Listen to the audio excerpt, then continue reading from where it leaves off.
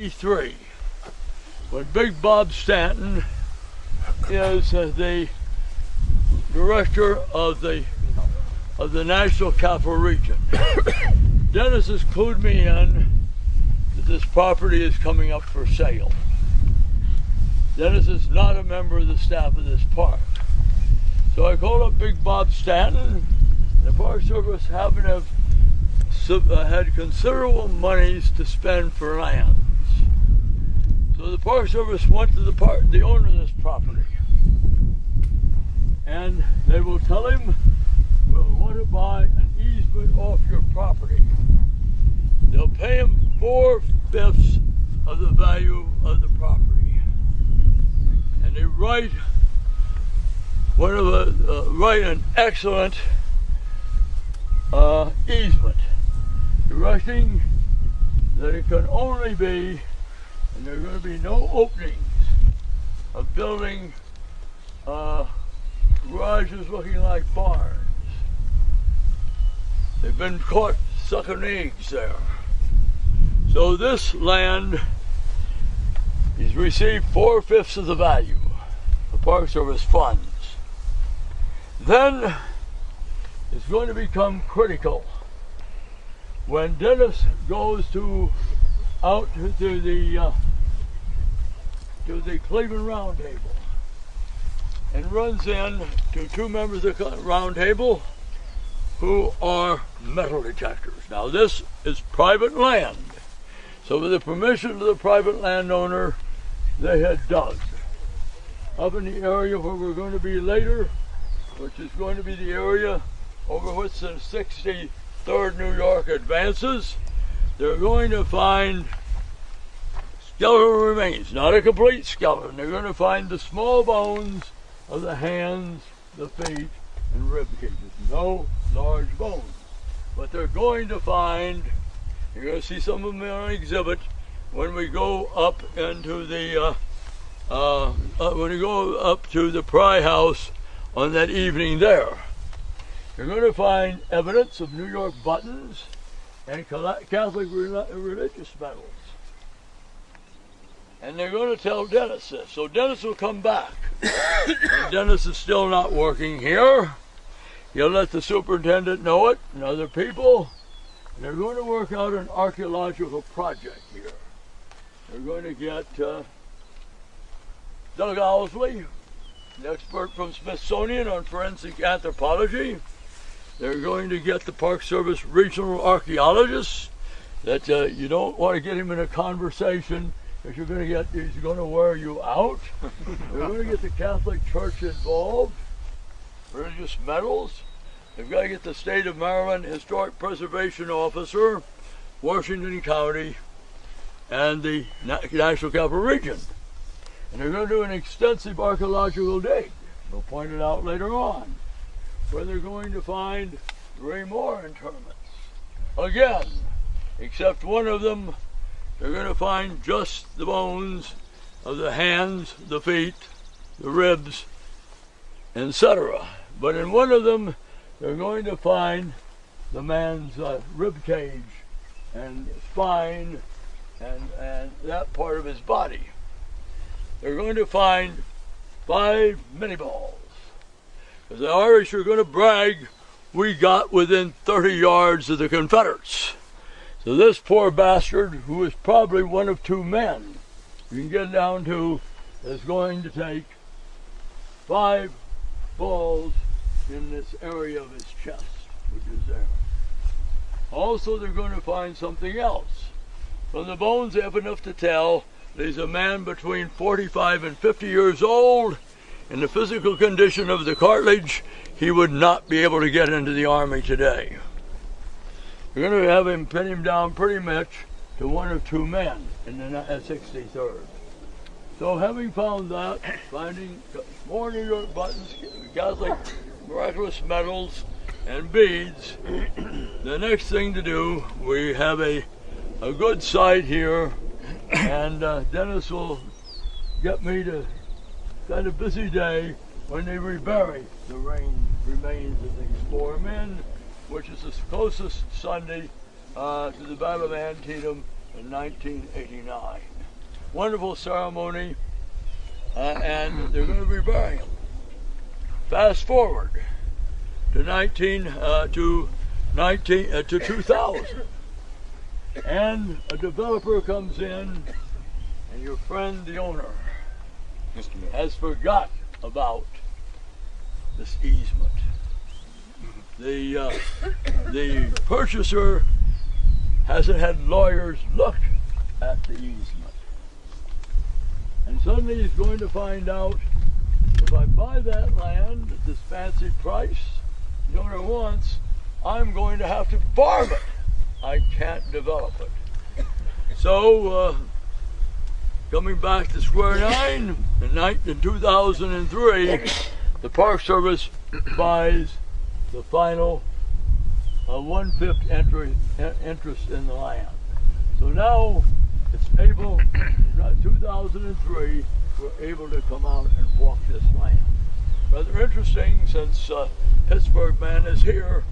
The Pittsburgh Fellow Roundtable, Western Pennsylvania, are the first roundtable that ever got on this land after it's acquired by the Park Service. So it all starts with Dennis being inquisitive here and making that call to me about Big Bob Stanton, and Big Bob having some money, and undoubtedly didn't think that's on with Paul Goner or Gary Scott. They would spend some other way. So that's, I'll let Dennis take over.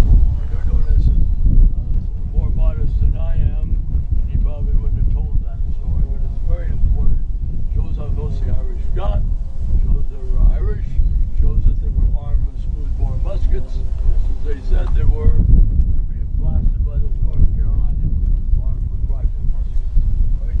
Go back to setting the stage. It's amazing. Since 1986, what's happened on this battlefield. The North Woods you walked through this morning was private property. The cornfield, private property. The East Woods, private property. The West Woods, all of it around the Dunker Church, private property. All of this, until 2003, private property. You thought the Antietam battlefield was preserved? I remember in 1987, 125th anniversary, bringing all 5 Washington County commissioners, they run the government here, elected officials, down on this battlefield to give them a tour. Took them to the cornfield, we got out of the van. I said to the commissioners, gentlemen, you have this zoned agriculture. And they looked at me, and it was an open field of corn, and they were puzzled, and they said, well, of course it's zoned agriculture. And I said, well, don't you know what agriculture means in our county? That means we can grow 1 house per acre. Agriculture didn't protect anything. All of this was zoned agriculture. So this, when Ed and I look at legacy, and his legacy will be much, much, much longer than mine, but one thing's for sure, this is part of our legacy, Antietam. We did a lot of work here to save this battlefield in the last 25 years. And that's the reason you're on this land today. Because now you can come here and it's public property forever. Now this is a well-preserved house. This is a historic house. All the buildings are historic houses. Not destroyed like the Moomaw buildings. And the cooling house is a stone house. There's evidence of a hospital here, and there's at least 700 Union troops buried in that area right out there. So the property here has both importance for interpreting the human history of the battle, civilian life, young Rollett's young child, 2 months later, getting a disease carried by the soldiers, dysentery, and dying, so they'll have losing one of their 4 children. And again, you can see this rolling landscape. And let me just quickly orient you now as we prepare to walk further. We come up from the back side of the house. We were in a hollow. You could see nothing. You could see nothing down there by the spring house and at the base of the house. We walk up to this elevation. We rose about 30 vertical feet, and we get a panorama. There is the ridge Lee originally held in the morning. now in the possession of the Federal Army, now held by General Greene. As you look out in front of you, you're looking south now. You can see much more than we could earlier, but you still can't really see the sunken road. You would not know there's a road over there looking in this direction. Where you see the fencing today, that is where the road is not located. The road's on the other side of where that monument stands out by itself. So I've been on tours here and people said, look, there's the sunken road. No, it's not. That is just a fence, a field fence. The sunken road is up and over the other side of the silhouette of the 5th Maryland Monument.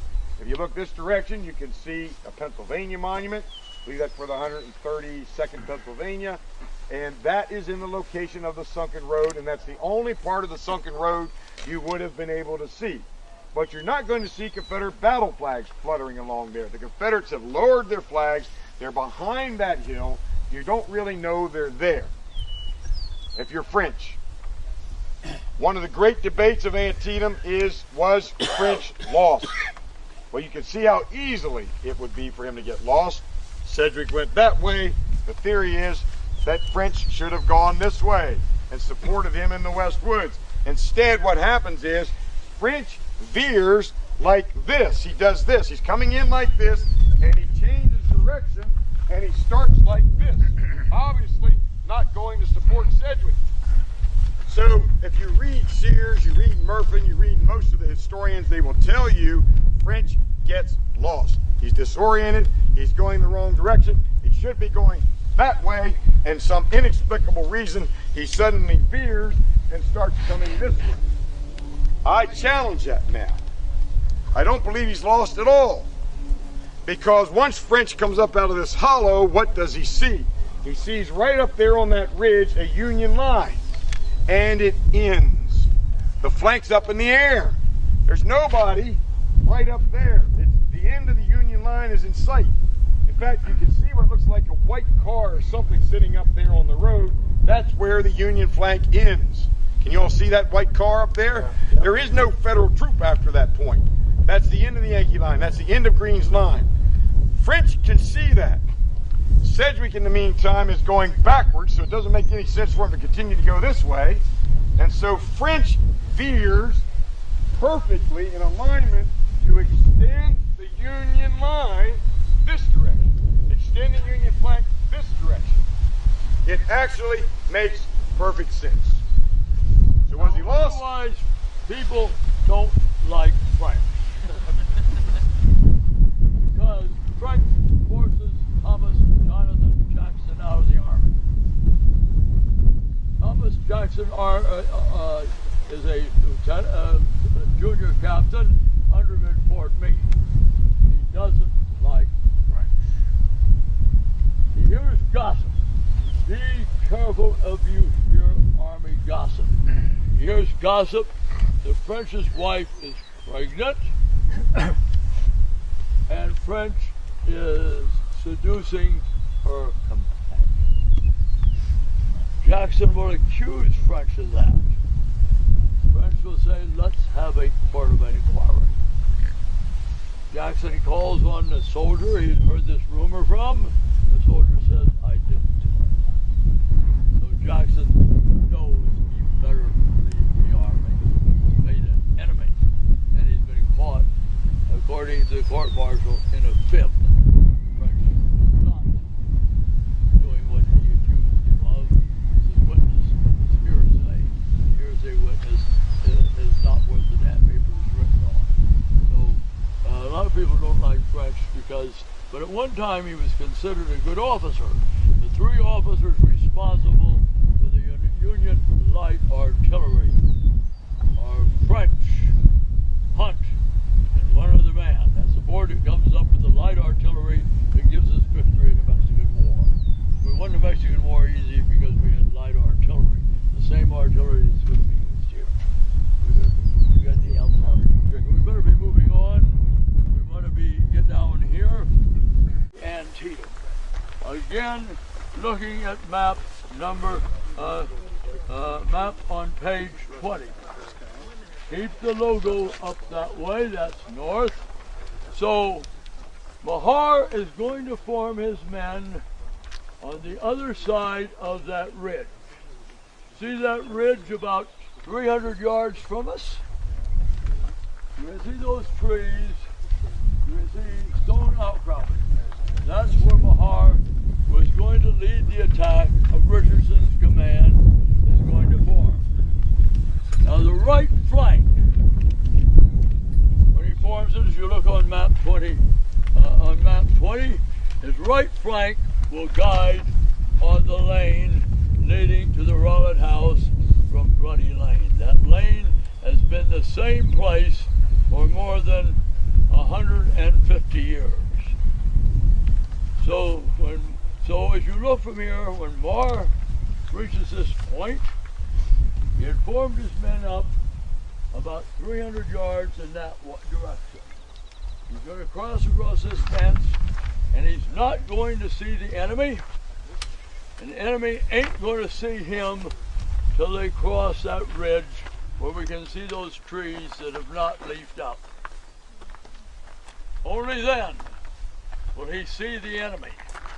Only then will the enemy see them. Then he's going to drop out of sight again. And that's about 50 yards. Then he's going to point out that's about 50 yards.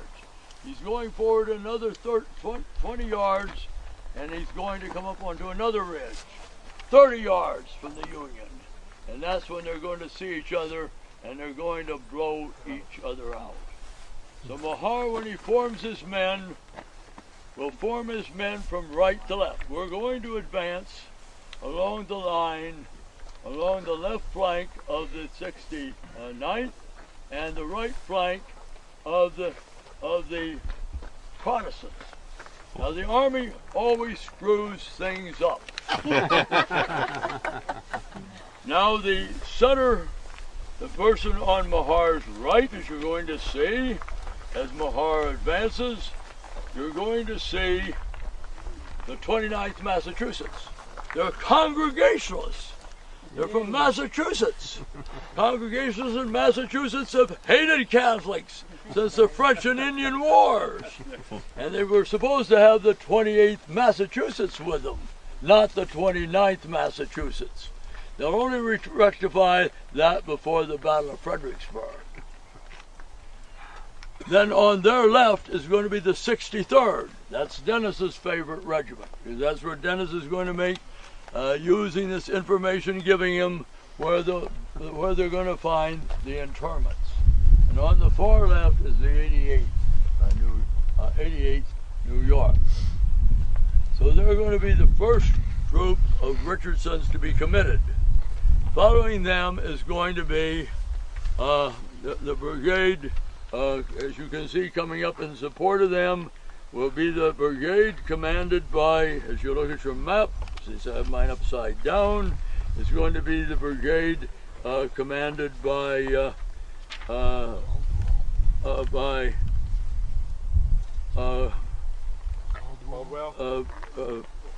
The brigade commanded by Barlow will be coming, in which Barlow's brigade is coming up, will be behind them. And then finally, Brooks' brigade. So that's the way they're going to be advancing here. We're going to advance with the Irish brigade. They're the best known, most information as such, and they'll be supported by the other brigades as they come up. The best map then to use as they get close to the enemy line. It'll be a very busy map. There you're going to see Caldwell's brigade. Now Caldwell is a kind of a coward. They have certain people that are habitual cowards. Caldwell is one, and his brigade will be following Mahar's brigade. 64th New York, 61st New York, 7th New York, 81st New York, and 5th New Hampshire. And they're the ones that are going to break the Confederate line. So we'll let Dennis come in here and explain the terrain and what it is like here as we're preparing to advance with first Mahar's brigade, supported by Caldwell's brigade, supported by Brooks' brigade. They're all going forward in the same formation. They're all going forward, elbow touching elbow, and we'll bring Dennis up here to take over and use the terrain and explain why it's important and who can see who and who can't see somebody at this moment. At this time, it is after lunch. They haven't had lunch, obviously. Nobody's had lunch down here. It's afternoon. The Federals are stationary to the right of the lane, stationary, in place. You would see the backsides of Federals pinned down on the ground, holding this point. Over here you would see some Federals. But Richardson's advance basically is, as Ed just pointed out, is going to be to the east side of this lane, the historic lane. So think of the lane as being the dividing line. French moves this way from there, and Richardson then is on this side of the lane and there. French is bogged down, can't move, frozen. So Richardson is coming in and extending his flank this direction as he's moving that way. So you would see these Federals pinned down. There would be fighting over here, virtually no fighting over there, and you can't see it anyway. A couple of things that are really good points of view to show you just how low you are here. These are objects that you can use to measure. Look that direction. What do you see? The very top of the New York Monument. Only the top of the New York Monument. Shows you how low you are here. Right over there. Right between those two trees. Right on the ground, it looks like. Looks like a bird with its wings expanded on the ground. The only thing that you see is the eagle. See like two low dots back there. And then, to further prove how depressed you are in this bowl, look over here at the tower. You see only the top of the tower. Looks pretty squat from here. Of course, you all know that's not once you try to climb it.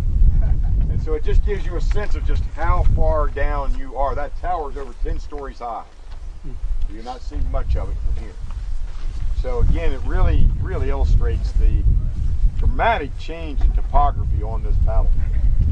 And as we get ready to march with General Richardson and General Marr and the Irish Brigade, we're going to, I presume Ed wants to do it this way. You want to go up along? We're going up there and follow the 63rd route they have laid out, which is on the left of the 69th and to the right of the 29th. Oh, okay, great.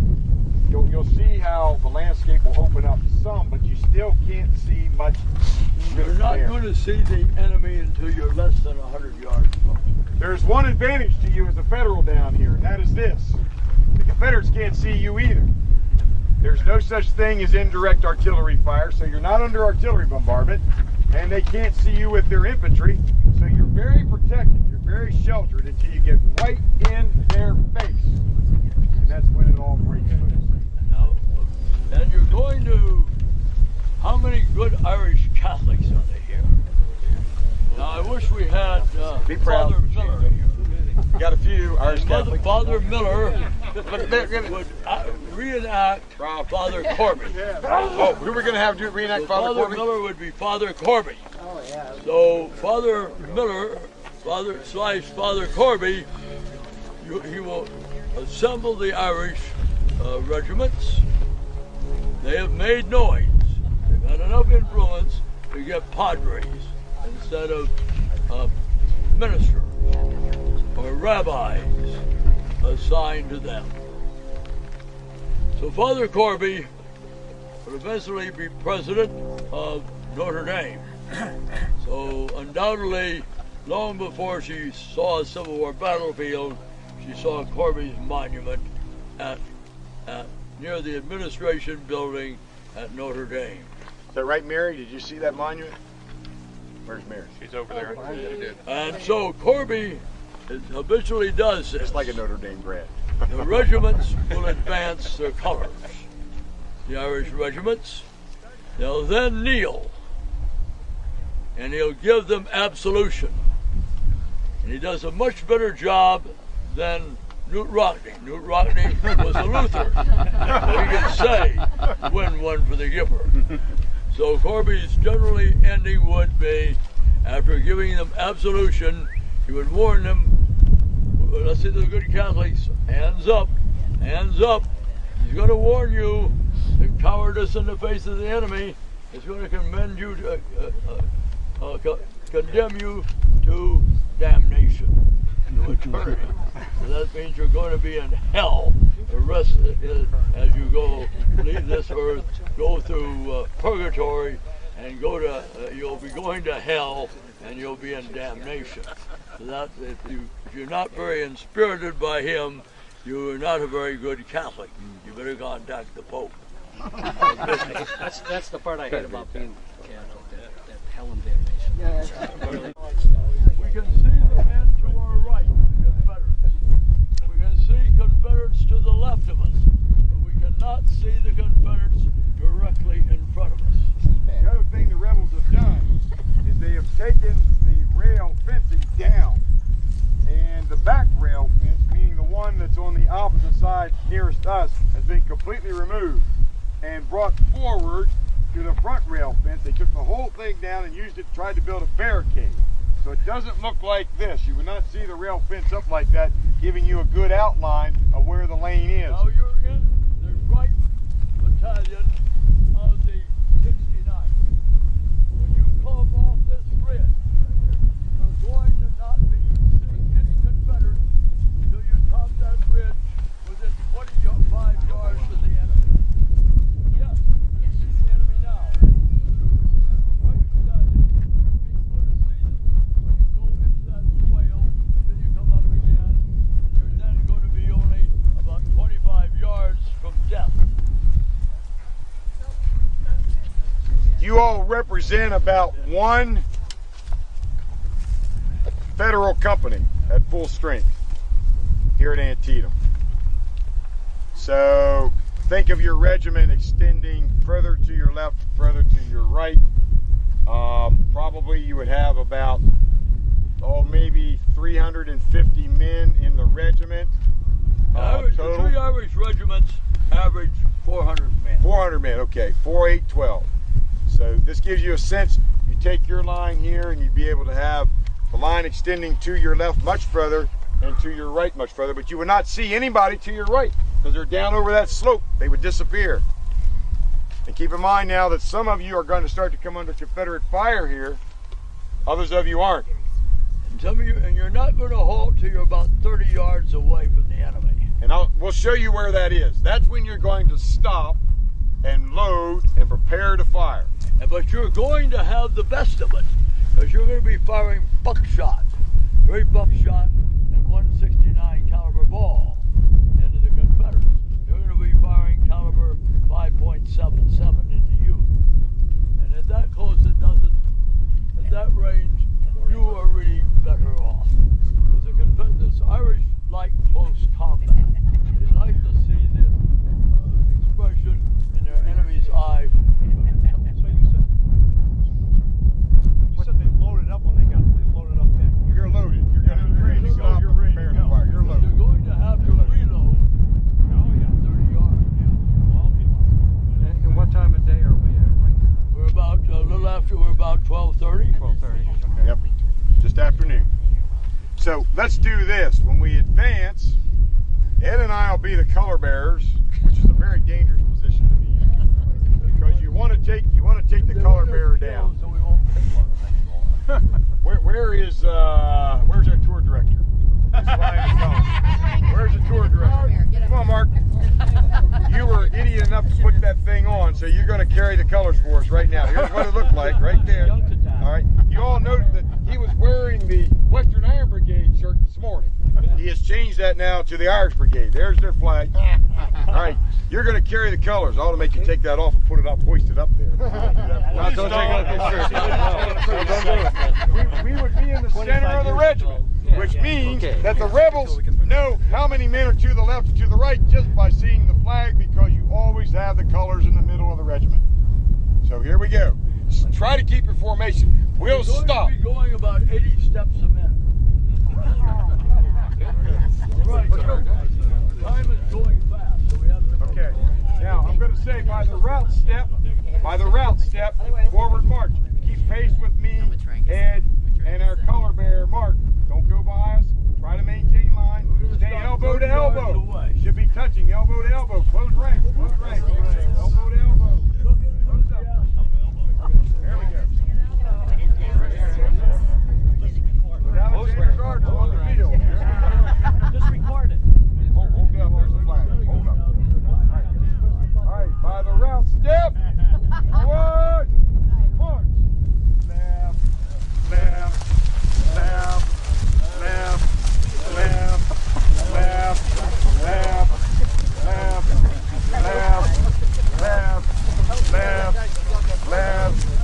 formation.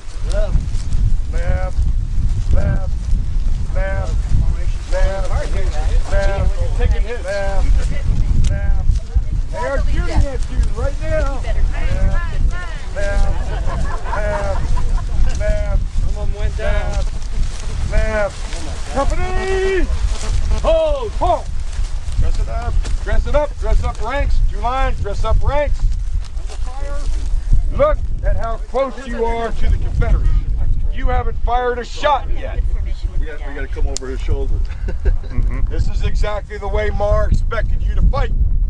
This is very much Napoleonic. Hasn't changed at all from a Napoleonic tactic, and as Ed pointed out, you are one giant shotgun. Hey, look who our file closure is. He finally decided to be a file closure. Look at him. I'm the surgeon of this. Oh. In the rear. Go back a few more yards. I think that qualifies for the Confederate. All right, we're going to move up here. So you're under fire, and here's about where you would be firing, right here. And you're going to stand here 30 minutes. Exchange volleys with those North Carolinians in front of you. Particularly the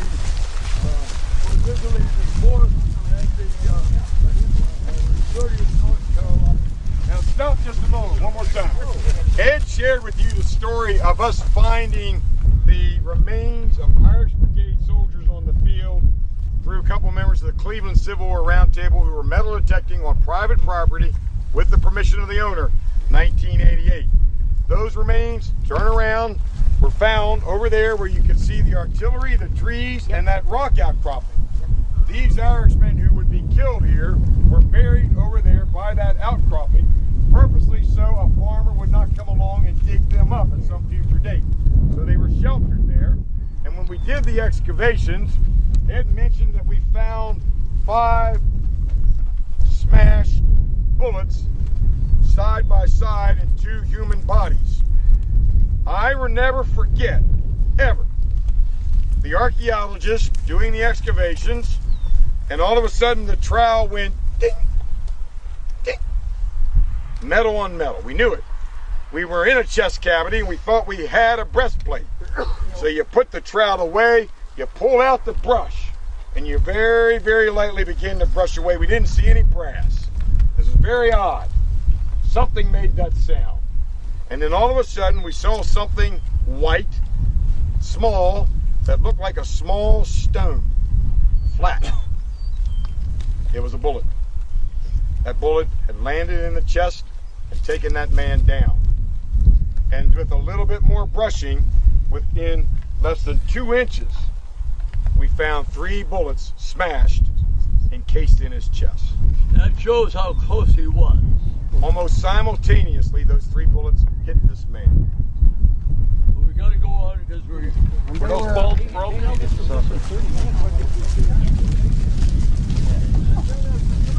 is going to fall back and be replaced by Caldwell. Caldwell's brigade will break the Confederate line. Particularly the 61st and 64th New York. Were they just standing Break the rebel line about 250 yards to our right. The rebel line will break. And he's going to say, Colonel Gordon, can your men hold this position? And Gordon says, yes, we will hold this position until the sun goes down or we're all dead. The position he's talking about is from that bend, see that bend in the road? See where that bend in the road is where the right flank of Gordon's 6th Alabama rests. It then goes to the left where it ties into the right flank of the 5th Alabama. Gordon is now wounded in the fleshy part of the arm, twice, fleshy part of the legs, and then he gets shot. And if you look at this picture closely, you've got the beginning of a scar here. The bullet hits him here, comes out his mouth. And he swears that he's going to drown in the welter of his blood. He says only because the bullet hole is in his hat does he survive. So with Gordon disabled, Lieutenant Colonel Lightfoot, a Virginian. He is a hero to Jerry and Bob. Takes over the regiment. Rhodes will then send messages to Lightfoot to refuse his right flank. That is to pull his right flank out of the sunken road and form it at right angles. Because the Federals have seized this high ground here where we are and are firing down into that low ground there. But Lightfoot misinterprets it. Remember, he is a Virginian, lieutenant colonel. He's not in Alabama. And he says, instead of giving him two left companies right wheel, he gives rear march. And they start that way. Start toward the Piper Barn and house. The 5th Alabama will do the same way, and the Union has a breakthrough, will pour through, but they'll be unable to capitalize it, although they reach the Piper House, barn, and outbuildings, because Longstreet will rally the artillerists, he'll rally the infantrymen, General Israel Richardson will be mortally wounded as he goes to the rear to get artillery, and there'll be a hiatus here for 2 hours so they can get General Hancock down to take over the position here, and by that time the Union opportunity to score a breakthrough here is past. Sorry to go so fast, but we're running toward our deadline. We are at it. So the Union troops will reach the Piper Barn, house and outbuildings, but they're unable to hold that position, and the Confederates will reoccupy this area here late on the afternoon of the... Two quick points here, Ed. Number one, the first reserves to appear on the field as reinforcements that have arrived since the battle began was the Union 6th Corps. Ed told the story yesterday of the 6th Corps fighting at Crampton's Gap, 2 divisions, Smith's division, Slocum's division. On the morning of the 17th, when the battle began, they're still in Pleasant Valley. McClellan orders them here. Once the battle commences, Franklin marches, arrives. McClellan immediately commits both of those divisions to this side of the creek. He doesn't keep them over there. They are over here. One of those divisions comes here and takes the place of Richardson and French. The other, 5th Division, takes the position up on the hill where the Visitor Center and New York Monument is to relieve Greene. So, another myth. Here comes 12,000 or so men, and the idea is McClellan keeps them on the other bank. Not true. They are committed. They are in a position now of defense, not offense, defense. They are holding the ground that the Federal Army has taken, and that turned out to be smart because Robert E. Lee issues a counterattack up by the Dunker Church in the West Woods. And the only thing that stopped that counterattack that day was Smith's division, Franklin's men. Otherwise, Lee would have retaken the high ground he had lost earlier that day. So, forget the idea that they don't put in reinforcements. They arrive on the field. He's got them here in less than half an hour on this side of the creek. Question number 2. The other night in my talk, I mentioned E. Porter Alexander, Ordnance Officer, Confederate Army. And I said that he had been in Harper's Ferry. For years and years, when you came here to the Antietam battlefield and you stood at the Bloody Lane, there was an exhibit. And the title of the exhibit said, "The end of the Confederacy was in sight." Quotation marks. So somebody said it. Well, the person that they were quoting was E. Porter Alexander. And it's based on the idea that because McClellan does not follow up with this supposed gaping hole here, that the Army of Northern Virginia will survive, and the war that should have ended right here at that moment at 2 o'clock in the afternoon on September the 17th won't end because George McClellan won't put in the troops. E. Porter Alexander's line proves it. Well, lo and behold, I was doing research on the removal of the booty from Harper's Ferry, and one of the men who was in charge of that was E. Porter Alexander. In other words, my friends, he was never here. He never stepped foot on the Antietam battlefield. had a job to do, which was not here. So how would E. Porter Alexander know that the end of the Confederacy was in sight? Because he wrote about it in his memoirs 35 years later. After seeing that, we'll go see the Irish Brigade marker and then get aboard the bus.